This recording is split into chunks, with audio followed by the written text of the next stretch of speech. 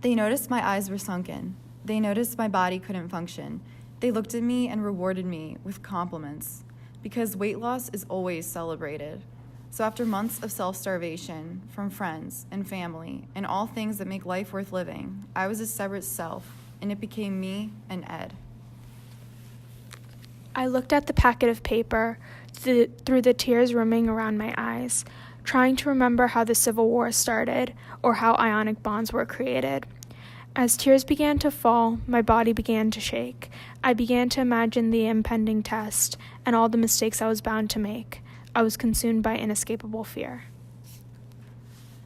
Living with an eating disorder is like trying to coexist with every villain you've ever been taught to be scared of.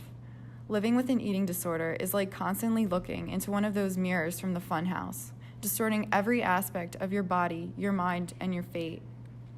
Living with an eating disorder is believing without doubt that you will never be good enough, no matter what you do and how many numbers you shed from your diet, no matter who tells you that you are loved or deserve love in all its glory.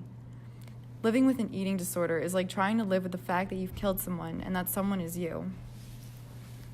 My grades became stickers. After each exam, the score would be written on a sticker and plastered across my forehead. It was like everyone could see it, and I was disappointing them somehow.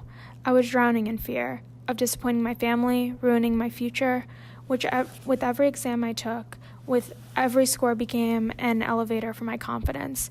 I was petrified by that elevator and of getting scores back. I always assumed the worst, regardless of my strengths or preparation.